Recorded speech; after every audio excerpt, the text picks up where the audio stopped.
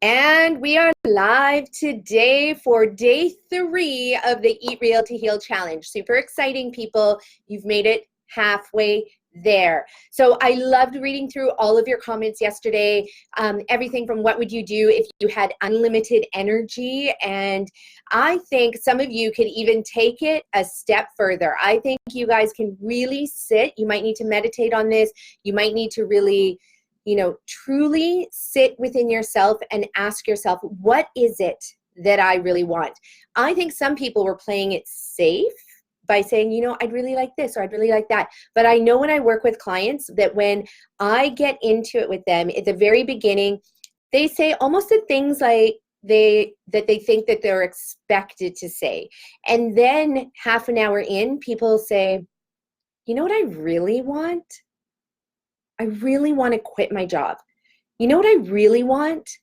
I really want to become an artist. And this happened with one of my clients. She was an accountant for many, many, many years here in Whistler. She wanted to do the Eat Real to Heal program. She attended one of our retreats instead. And one night the lights went out, the power went out. There was a huge, massive storm. Thank goodness we had gas, so we were still able to do the cooking by candlelight. It was fantastic. But this accountant said, I've always wanted to be a painter. And I was like, oh, are you an artist? Like, do you paint? And she said, no, I've never really painted ever before. Like, I've dabbled, painted by colors, those sorts of things. And I was like, okay, well, then that's awesome. Let's sit with that. Let's go into that. Let's look at what that would taste like, feel like, sound like. Like, let's build that experience into your world as though it's already happened. And we did a little exercise that we do in our Eat Real to Heal program, in our 5-week course. And we did that exercise that night. Now, fast forward 3 months or 2 months even, and I'm at the Whistler Millennium Place, which is an art gallery theater that we have in Whistler, and they had an art showing that night. So I'm there. There's hundreds of people packed into the room, and I'm standing in front of this gorgeous painting of a woman from Peru. And she has all these gorgeous colors, Peruvian, like wool knitted blankets wrapped around her. And she has a basket of fruit in front of her. And I'm like, oh my gosh, I've never wanted to buy art before. And I wanted to buy this piece of art.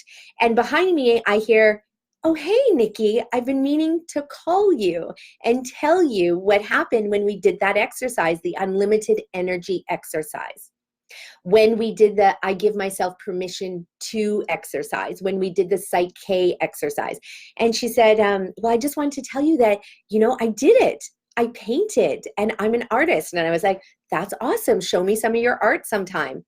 And she says, well, you're standing in front of it. And I was like, what? It didn't register. And there in front of me, and the entire art gallery was her paintings.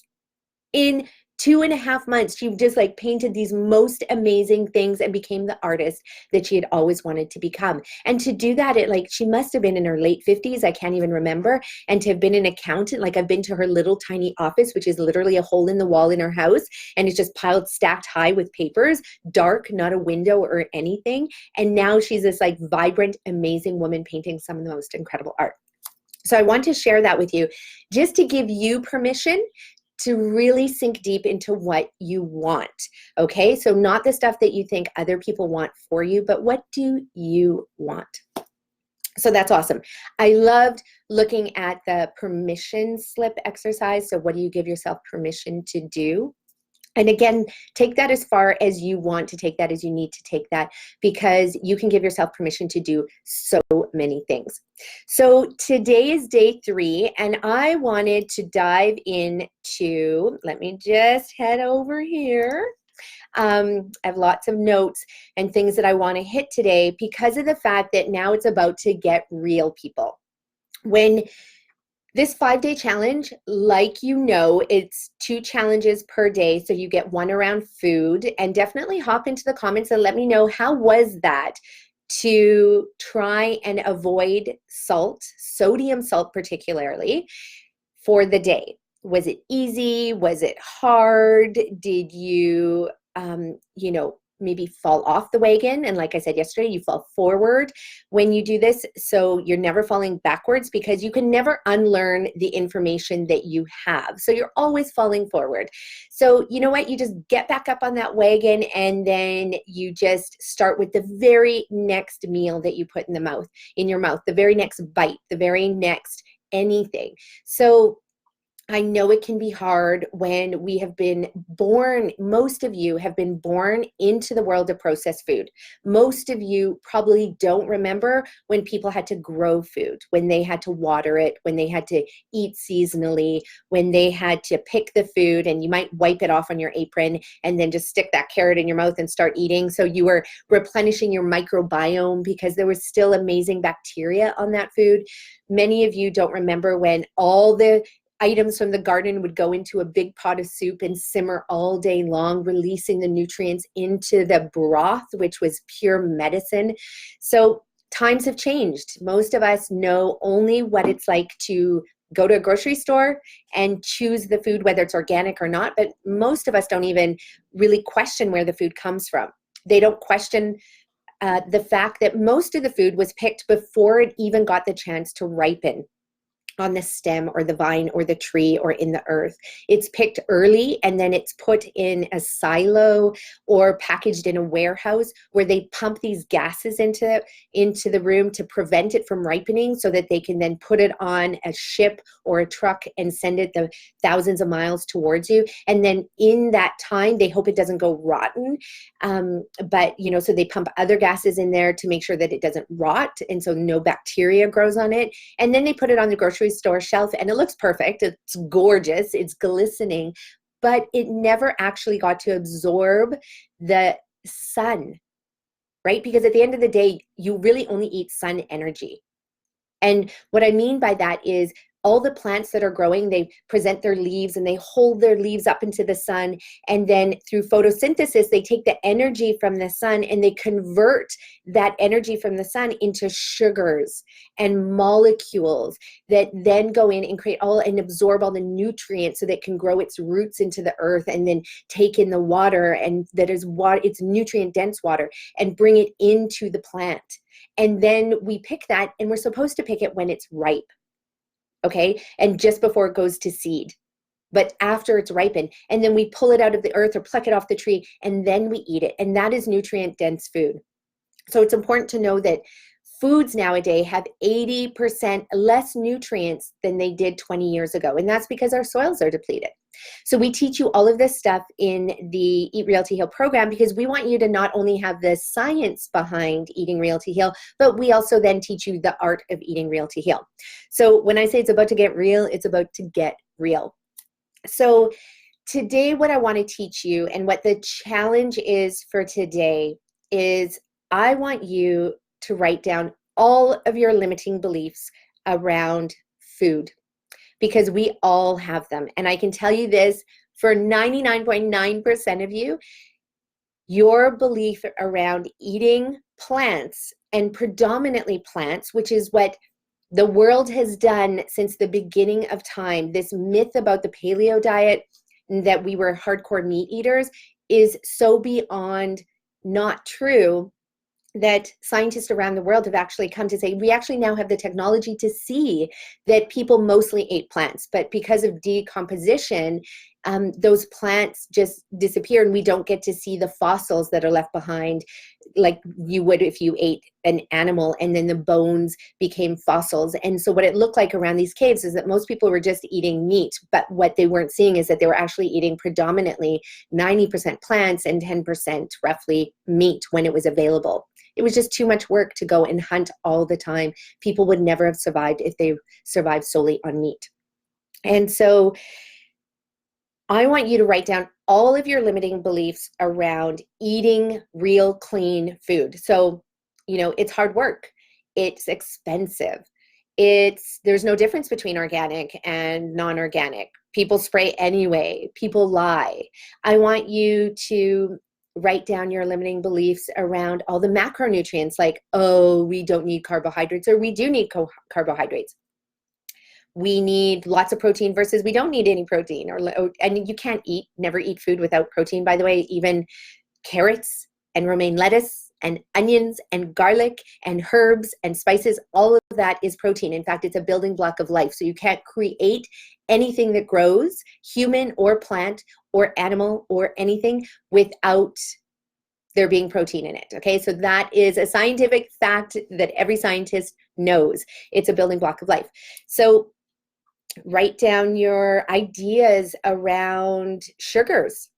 You know, a lot of people tell me sugar causes diabetes. So I just met a woman the other day whose 7-year-old has type 2 diabetes. She just got diagnosed, and we were sitting around having dinner, and she was eating a big steak, and you know, that's fine. She believes that she needs meat, and she needs red meat, and that she needs protein probably, or that the fats are good. I don't know what her beliefs are around meat. And she's sitting there as she's putting every bite into her mouth, telling me that she has her 7-year-old on a ketogenic diet because she needs the protein. And she's off all sugars, off all carbs, no potatoes, no carrots, no, like literally every single vegetable on the planet is a carbohydrate. And so she doesn't eat any fruit. And I was like, well, what does your daughter eat? And then she goes on to tell me that her daughter has type 2 diabetes. She just got diagnosed. And she said, well, it's because of sugar. So she can't eat any sugar. But sugar is a building block of life. You can't eat a single thing on the planet without it containing sugar. Not only that, if you eat a high-fat diet, and your body needs sugar, it'll just convert the fat into sugar. It's a chemical process that the body will undergo to make sure that it has glucose to fuel the brain. So there's a myth that sugar causes diabetes, which is so far from the truth. I don't know how that got perpetuated, but it's been perpetuated for a really long time, when in fact we know that it's blocked arteries that causes diabetes. And it's blocked arteries from predominantly eating a high-fat diet that does it, and high animal fat specifically. And so that's why we get such quick results with our Eat Real to Heal program, because we just unblock arteries. And when we unblock arteries, that's when all of a sudden penile erectile dysfunction totally disappears. It's when women's breasts stop hurting. It's when they start to get their period after never having their period, and they're 44 years old, and they get it in 2 weeks of starting our program. Or when 27-year-old girls start menstruating when they haven't menstruated in years, and the doctors can't figure out why. And then when we give them nutrients, unblock their arteries, all of a sudden they get blood flow to the reproductive system. And then all of a sudden the reproductive system is like, hey, I'm going to start releasing ovaries. Whoop, whoop. And so write down your limiting beliefs around sugar. Write down your limiting beliefs around your current illness. If you have been told that you cannot reverse your chronic disease, or that your loved one who's just been diagnosed cannot reverse their chronic disease, write down that you know what? Chronic diseases can't be reversed. Cancer can't be reversed. Diabetes cannot be reversed. Type 1 diabetes cannot be reversed. If that is your belief, write it down. It's so important that you get your beliefs down on paper, because here's the second part of this challenge is I want you to write down the opposite of your current belief. So if you were told that because your mother and your father and your grandfather and your grandmother and all your aunts and uncles had a particular disease, then you're most likely going to get it, then you would write down, I'm most likely going to get this disease. My disease is probably genetic. That is your belief. But all beliefs can be limiting if they hold you back from achieving your goals. So what is the opposite of that belief? And then beside that, on the other half of the paper, or if you're going to post it into the comments, underneath your belief, your existing belief around food, your existing belief around health, around wellness, you can put the opposite of that, which is, I am my own unique person with my own unique DNA, and I am not susceptible to the same diseases as my parents or my grandparents or my community, or what science is showing us. 1 in 3 people are now getting diagnosed with diabetes. Your belief around that is, well, 1 in 3 people get diagnosed, I'm probably going to get diagnosed. It can be, I have my own DNA. I am not the public. I am not a statistic. I can reverse type 2 diabetes. I can reverse type 1 diabetes. And I was just at a medical conference in Virginia last year where they came forward and said, if you have one beta cell in your body, you can activate that beta cell to regenerate and produce all the beta cells it needs to reverse type 1 diabetes. Isn't that amazing? That is amazing. So science is always proving us wrong. Or your limiting belief is science says, and whatever the statement is, and you can say, well, the science says that today, but tomorrow it can be proven wrong. And I am going to defy those odds. So yesterday I did an incredible podcast, like really one of the most moving stories. Every story we've had on our show has been so moving for me, but this one in particular, because this was a 20-year-old woman who had given birth to a child, and the child was super healthy. And at 15 months later, when the child was almost a year and a half, this child received the standard vaccinations. And then over the next 3 months, the child stopped talking, stopped communicating, stopped making eye contact, and just started screaming and twirling, and his complete behavior changed. So that was 20 years ago. So this mother didn't know anything about autism, but took her child to the doctors, and a team of doctors, I think she said like 18 doctors, all confirmed that this child had autism.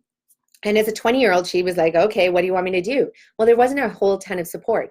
Well, one of the daycare workers and the assistant aides that was there, they came across an article that said, take your child off gluten and dairy, and you can see the side effects of autism, the symptoms of autism go away. So she did that to her son, and sure enough, a few months later, she showed up at daycare, and this 2-year-old now by this point came up to his mom and said, hi. And then over the next few months started communicating fully again. So she also realized that she was like, okay, well, I can buy all these packaged gluten-free products, but what if I was just to give this child fruits and vegetables and gluten-free grains and, other foods that were nutrient dense, but not in a package? And so she learned how to cook, and she started cooking all of these foods. Her son is now a super smart, good-looking, intelligent kid in university with tons of friends, even though the doctors had all said, you know what, he's probably not going to communicate again, and he probably won't have any friends. He won't be able to form those social bonds with people. And that could not have been further from the truth. And what this woman said, she said, well, they told me that it couldn't be done. And so I just said, well, I'm going to figure out how it can be done. And that's what moved me the most, is this person would not accept no for an answer. She would not accept the diagnoses from 18 different people. And she was a 20-year-old. She didn't know the science around it. You couldn't just Google back then and find a plethora of research of other people who had healed their autism or their child's autism through food. So that story was so powerful, and I think so fitting for this exercise today, because it's critical. If you go into this Eat Real to Heal program believing it will not work, I promise you it will not work. Because you will sabotage yourself every single day. You will say things like, well, I'm feeling tired today because, I didn't get enough protein. And so then you'll put all this excessive protein into your body, and you'll say, well, I read that, this and this and this is good. And really what you're reading is something to confirm what you already believe. And that's called confirmation bias. So it's so important that we address our beliefs and we see the opposite of what our beliefs can be. And then we see, do I want to adopt this new belief? And these exercises from working around money. If you go through life being like, I'm never going to have money, and everybody else that has money is so lucky, and I'm so poor, and, I can't hang on to money, or, I hate money. Well, you're probably not going to have any money, because you're not going to be taking the actions to get the money. You're not also going to be taking the actions to hang on to the money. So these exercises from a money perspective. It's really important to apply this exercise to now your health perspective, because I have never met a single one of my clients that have healed that didn't believe that they can heal. And some people may say, well, that's placebo. Great. I don't give a crap if it's placebo. If it's placebo and their brain got their body to heal, then that is amazing. Because if I could teach you right now how to get your brain to heal your body just like that, I would be teaching that. I wouldn't be teaching you the hard work of having to find food, shop for food, wash food, chop food, cook food, how to do all of that. I would just be like, hey, use your mind. Just, sit there and meditate on it and believe in, and if you could do that, all the power to you. But I can tell you this, you will still not even get there if you don't believe that your mind can heal your body. So at the end of the day, we're back at square one. So go into the comments and dig deep within yourself, really without judgment and with full self-compassion. Make a list of all of your beliefs around food. It doesn't matter what they are. I'm not judging them. I just want to know what they are to help and see if I can provide some information and strategies and tools that will help maybe prove some of those beliefs wrong. So up until last week, I used to believe that cystic fibrosis could not be healed and reversed. And once you had cystic fibrosis, because it's genetic, that you can't reverse it. Well, somebody proved me wrong. I teach the Gerson therapy. So a post came out on the Gerson therapy from a woman who had never told her story before. She had cystic fibrosis. She did the Gerson therapy and she healed. And now she's an active member of her community. And I couldn't believe it. And in fact, my limiting beliefs around cystic fibrosis not being able to be reversed, even myself, I said, well, that's not true. This woman must have done something else. She probably didn't even have cystic fibrosis. She probably even wasn't that sick. And then I had to stop myself and go, wait, can I get curious about this? What can I do to learn more about this? And so, of course, I passed on her name to one of my staff and I said, hey, we need to get this woman on our podcast. I want to interview her. I want to understand, because I will be doing a disservice to the world if I allow my limiting beliefs to stop me from learning about her story. And if her story is true, I have done a disservice to the world by judging this story not to be true and then not sharing that information with others. Because if this is true, and this woman healed herself with food, with the Gerson therapy, with nutrients, with detoxification, then don't we have a right to take that information and share it with the world? Because what about all those other people in the world who are battling cystic fibrosis right now? The pain of it, the discomfort of it, the social neglect around it, the expense around it, the everything around it. And it's not to say we don't love people fully, unconditionally, who have cystic fibrosis. There is beauty in everyone, no matter what their ailment, no matter what their condition. But at the same time, if somebody can liberate themselves from something that is holding them back from fully expressing their human potential, shouldn't we share that story with others so other people can learn and get the same reversal of their disease, and then ultimately experience the benefits of not being laden down with pain and discomfort and medication and uncomfortable, unnecessary surgeries? Okay, so I want you to go in there, write down those limiting beliefs, and then write down a counter belief to that limiting belief. And it doesn't matter, it doesn't mean that you have to, automatically dive into that new belief, that new world, but I'm really giving you this exercise so that you're honest with yourself and so that you can start to remove the barriers, your thought, your mind, your attitude, your perception, your state. You can start to remove those barriers and build up leverage points, build up springboards in front of you instead, so that you can run and jump and leap and take off, and that you can start applying the changes that will get you the results that you're after. Whether it's unlimited energy, whether it's, reversing your disease, whether it's getting off medication or canceling an upcoming surgery, or bettering the planet through your food choices, or bettering the state of animal treatment and conditions in slaughterhouses. Everybody does this program for a different reason. For some people, it's health. For some people, it's animal welfare. For some people, it is the environment.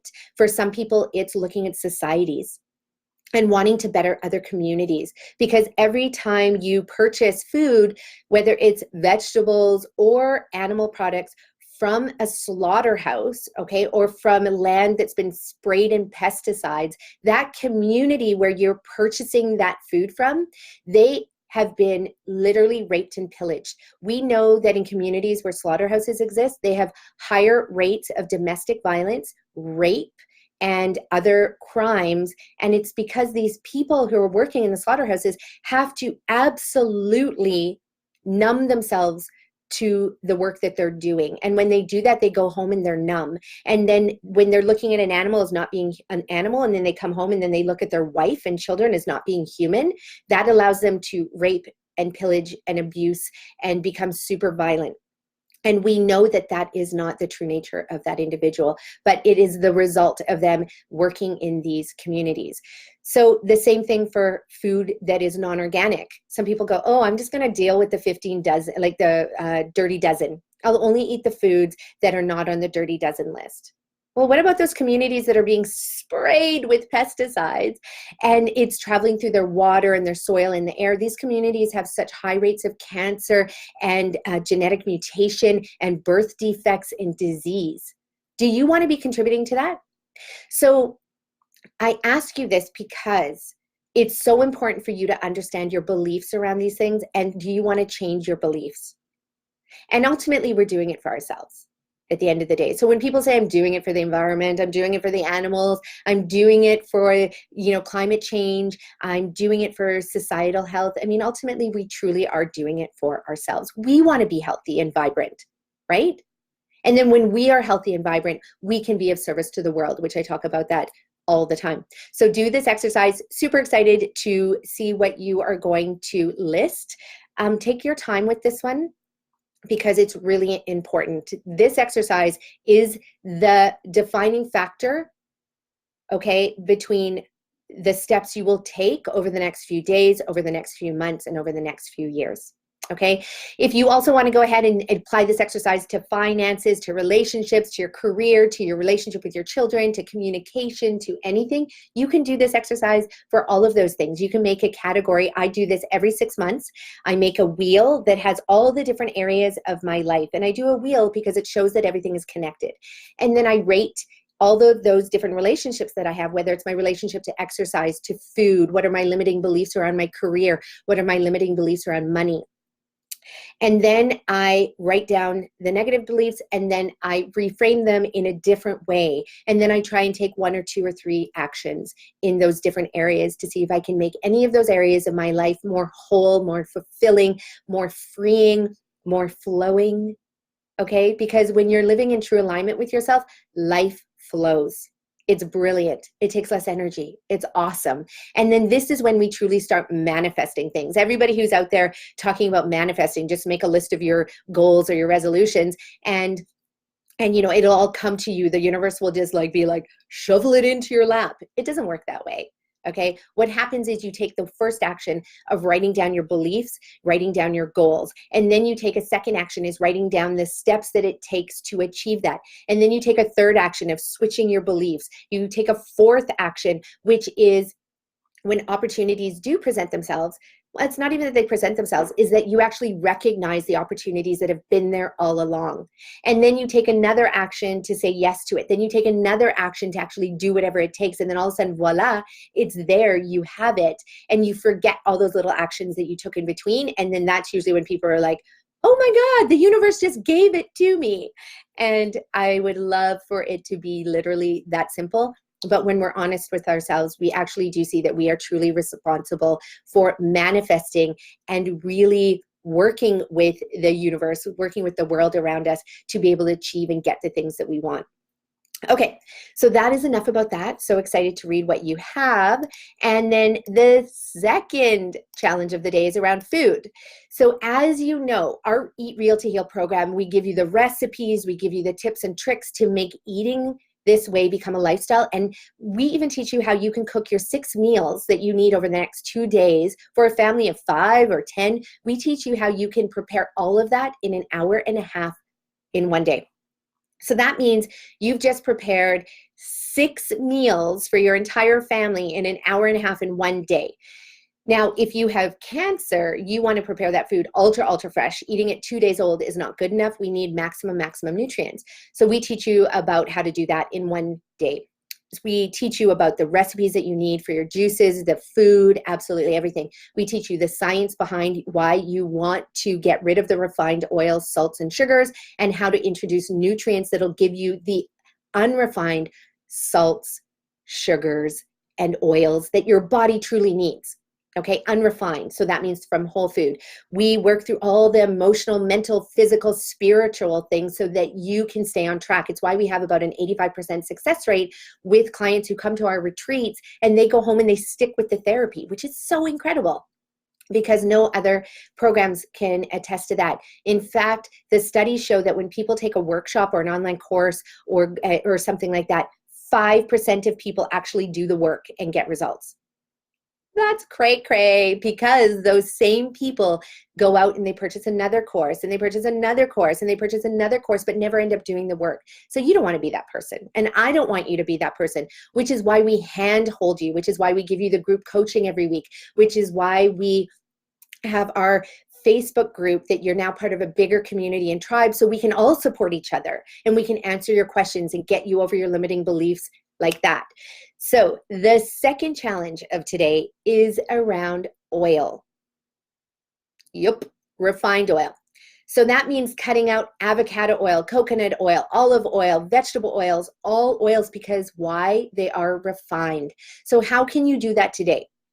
Some of you might be saying, well, I had to cut out all the processed salts yesterday, so which meant I could only eat clean, real food. So doesn't that automatically mean that I'm eating, no refined oil anyway? And no, because what happens is most people will cut out the sodium. They'll go out and buy all their vegetables, and then they come home and literally they're deep frying. And when I say deep frying, I mean like putting oil in a pan and sauteing the nutrients out of their food. They are adding oil into their salad dressings. They are adding processed, refined, chemically treated oils into all of their foods to really, fatten it up. But it's really because it's addictive and it triggers the brain. The brain goes, oh yes, lots of fat. I don't need to eat as much. So we do the opposite. We teach you how to eat an abundance of foods that have their natural occurring fats in there that your body can utilize, and that becomes like unlimited nutrients and fuel for your body. So see if you can go the whole day without adding any extra oils to your food. Now, if you're eating out, good luck. Not going to happen, because every single restaurant we know uses cooking oils for all of their food. You can't get a gorgeous roasted vegetable dish that is literally not shining and glistening like some of the most expensive lip gloss that's out there on the market. Like the kind that you see women wear like after they get Botox, and it's like blinding. You need glasses to actually see. You can't even see. Their lips are so bright. That's what your food looks like. Yuck. So I want you to 100% see if you can get through this day without using any additional refined oils. So you're going to have to check labels. You're going to have to, and how do you do that? How do you cook without oil? So we teach you that in the program. It's called water frying. Google it, look it up. You can use water to saute your vegetables if you want to do that. Other than that, you're going to have to find some other cooking techniques like the baking and the stewing and the sauteing with water to be able to cook without oil. And I promise you, the food is delicious. We teach you how to do that so that you don't have dry, gross, burnt food. But see if you can get through the day. So that's challenge number 2. Okay, I think we're good here. I don't know what time it is. I try to keep it towards half an hour, and we're at 33 minutes. So on your mark, get set, go with today's 2 challenges. Can't wait to read what you write and hear about your success of making it through the day, oil-free, or your challenges. I want to know about those too. So have a brilliant, amazing, magnificent day. Thanks for taking the time to listen and watch this video. Bye for now. Oh, how do I get back? My screen is gone. There we go. End live video. Thanks, Linda. Thanks, Cassie. Thanks, Sarah. Thanks, Sharon, Dawn, everybody else who's going to be watching this video today. Thanks for being here. You guys are truly superheroes for taking your life into your own hands and wanting to reclaim your health. Bye.